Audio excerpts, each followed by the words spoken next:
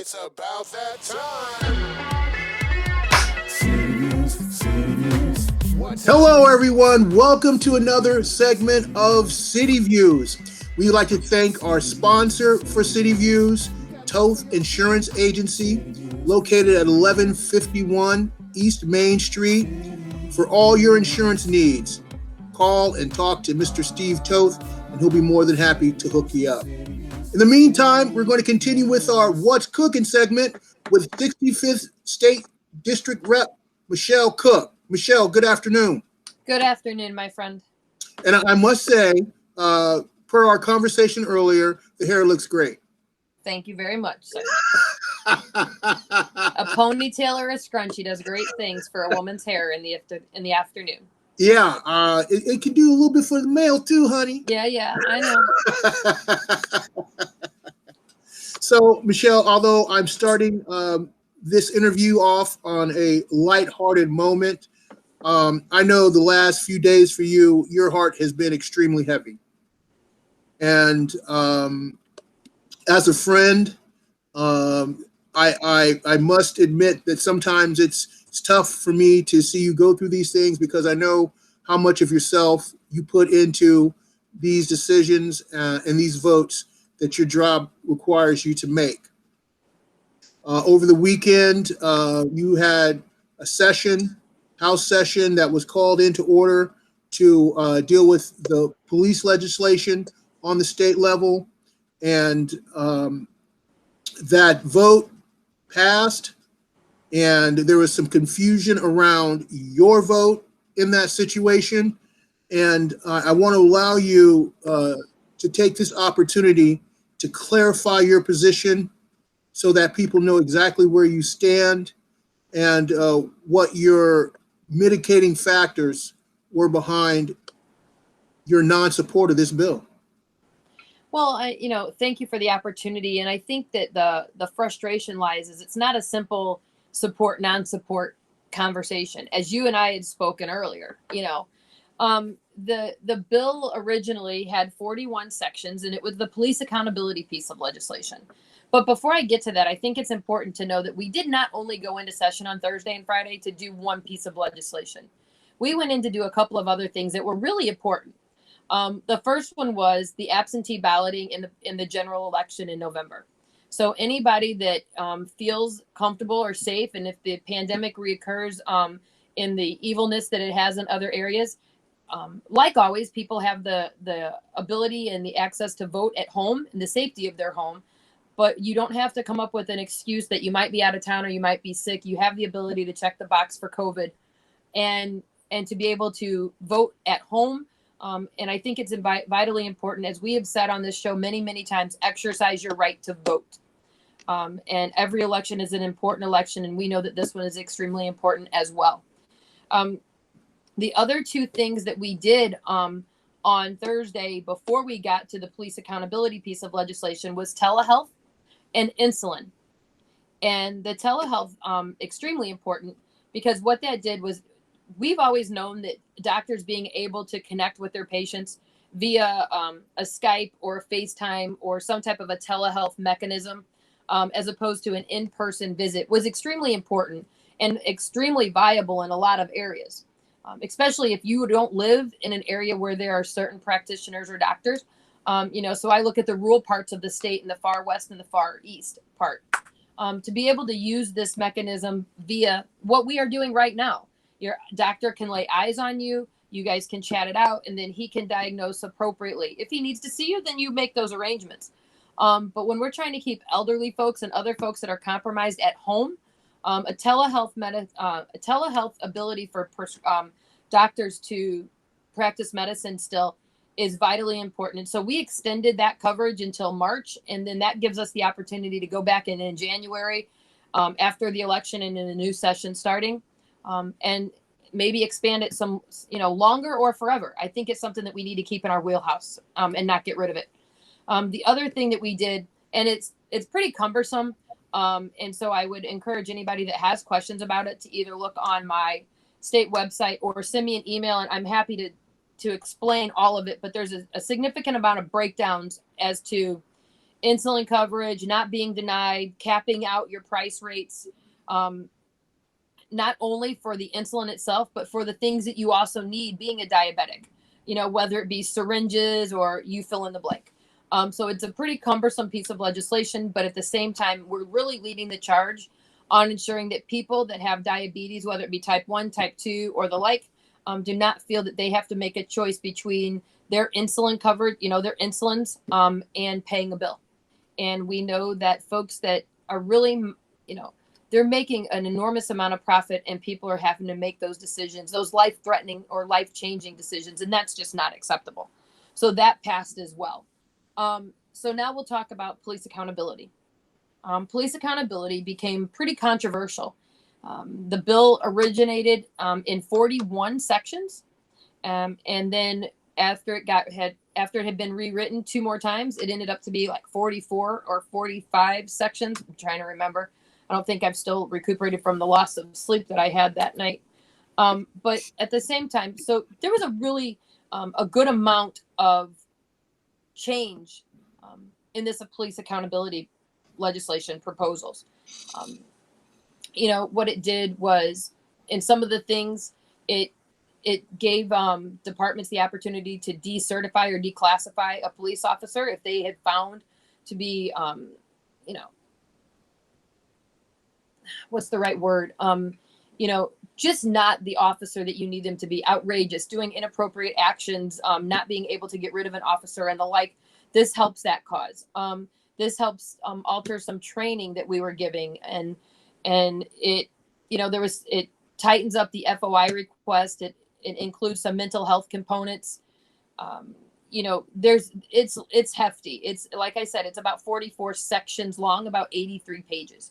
The one piece that became overly controversial, not that there were, not some controversial things in the bigger part of the piece of legislation, but the one thing that became overly controversial was the original Section 41, which was qualified immunity.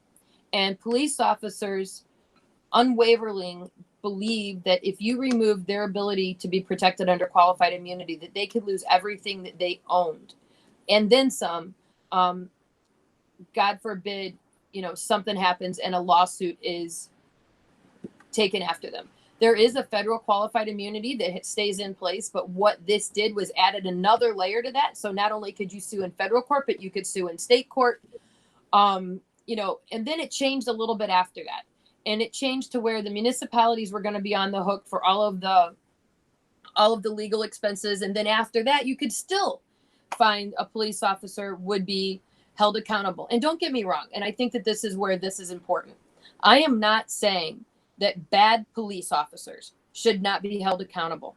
That is the farthest from the truth. I believe that if you are bad at your job, if you are malicious, or if you are violent, or if you are, exercising a right that is above and beyond what you've been trained to do, as we have seen with the George Floyd situation and several others, then yes, I believe that you should be held accountable for that and anything else.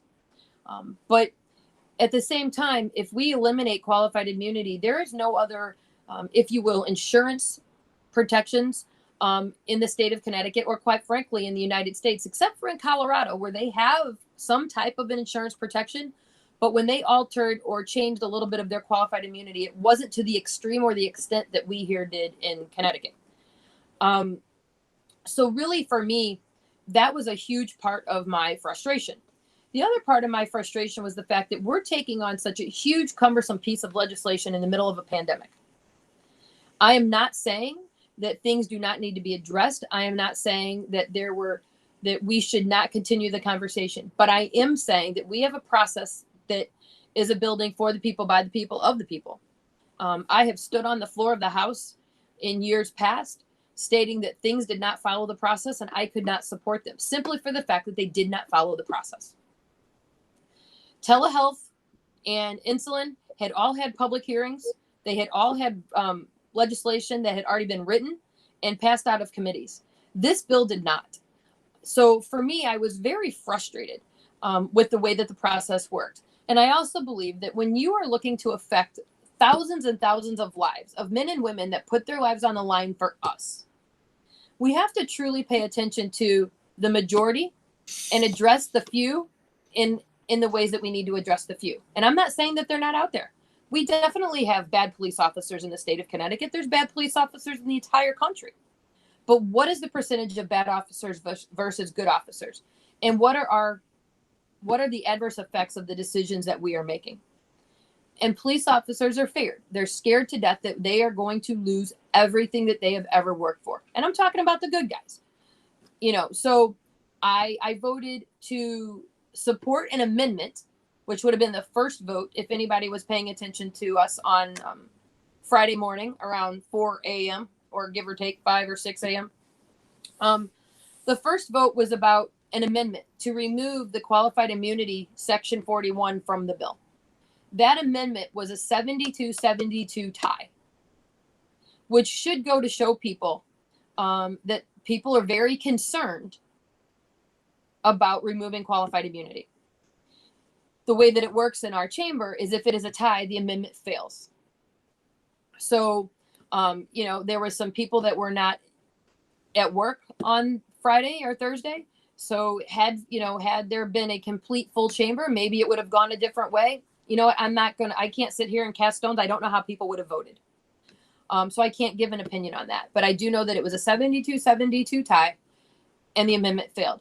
So what that means then is as the police accountability bill continued to be debated on the floor of the House, the qualified immunity piece, which every police officer that I'd ever spoken to and chiefs and municipal leaders, not every municipal leader, but municipal leaders recognizing there was going to be a fiscal impact on their budget we're really concerned about that piece. So that then made for the second vote on police accountability. For all of the reasons that I just explained, I voted no on that piece of legislation.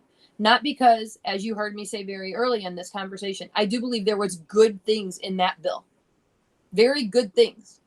But I do not think that we should be pushing something so monstrous in the middle of a pandemic, in the middle of a fiscal crisis, without truly being able to open our doors at the Capitol and let everybody who wants to say something. And that is why we have the process of committee hearings, and this bill probably would have gone to at least 3 or 4 committees to get different perspectives on it. And we didn't allow that to happen.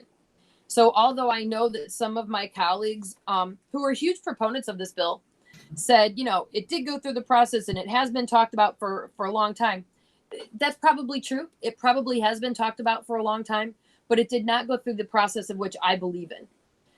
And if we're going to take something away from somebody of those men and women that are putting their lives on the line for us, I do think that we should ensure that there is a protection in place for them. And I liken this to doctors that have malpractice insurance. Police officers don't make a ton of money.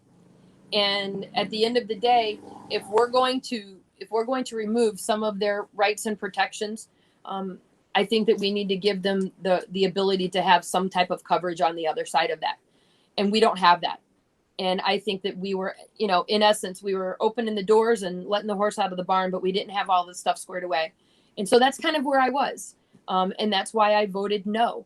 I voted yes to remove it. I voted no for the bill, not because it didn't have good merits, but for all of the other reasons that I have explained. And, and quite frankly, it's very easy for this to get confusing, and for people not to understand the back and forth of it all.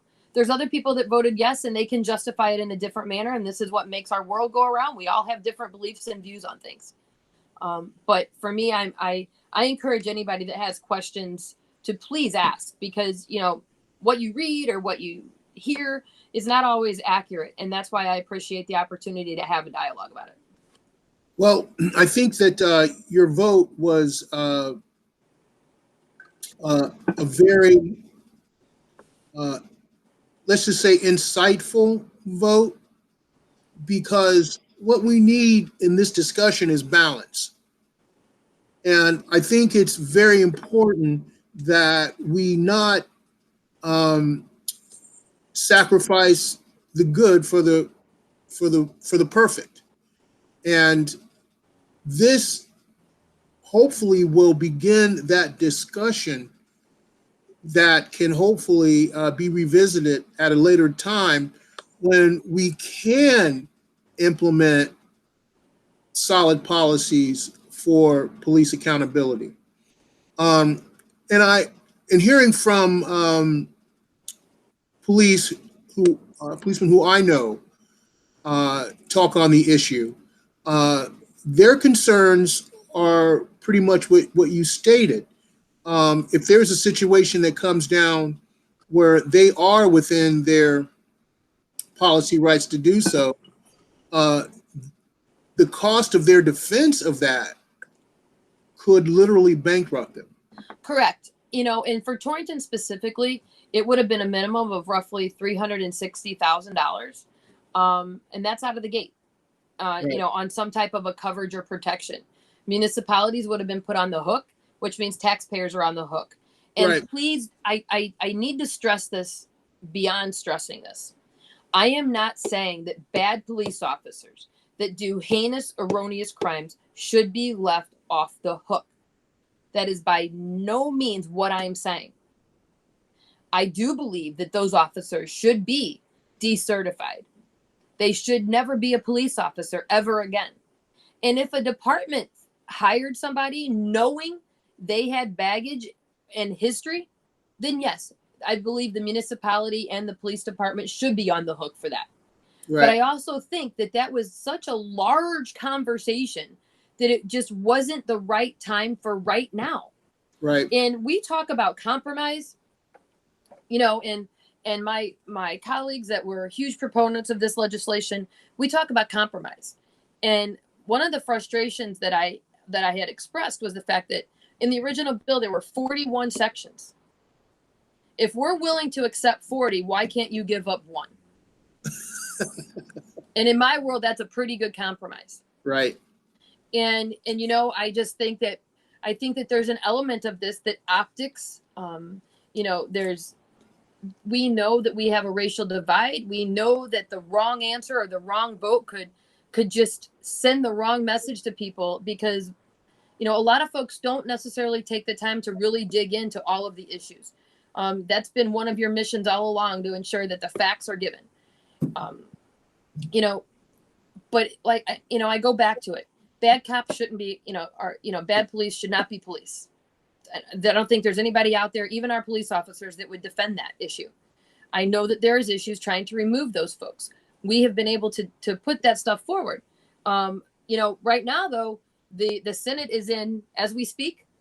I'm not sure when we air, but as we speak today on this Tuesday, the Senate is in right now discussing those 4 pieces of legislation.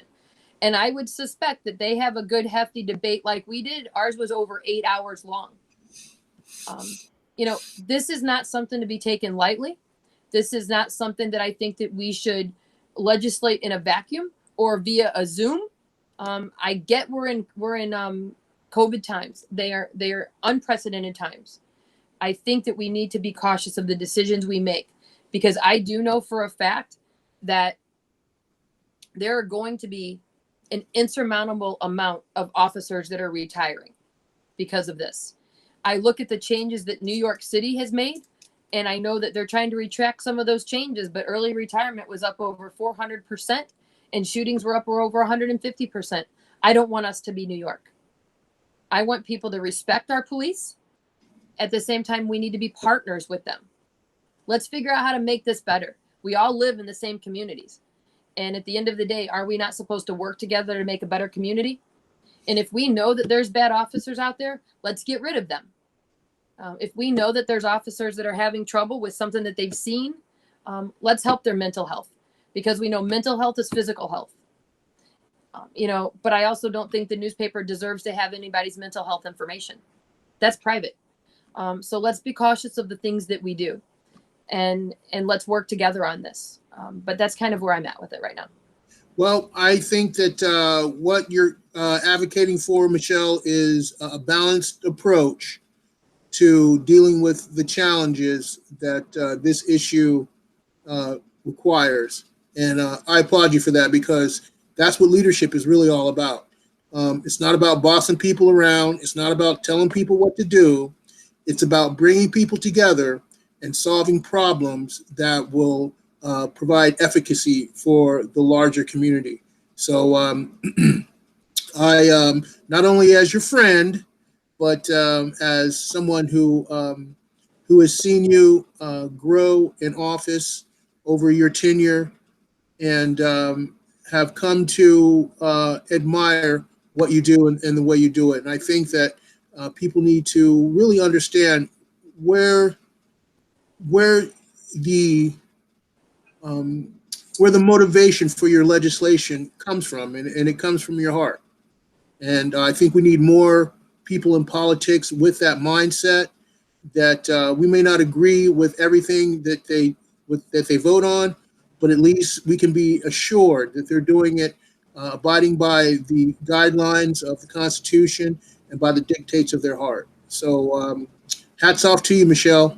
Thank you. Thank you so much. Unfortunately, we have to save these other two subjects for upcoming What's Cooking segments, because it seems like we're just running out of time. Once we get started, before you know it, comes a time we have to say farewell, my friend.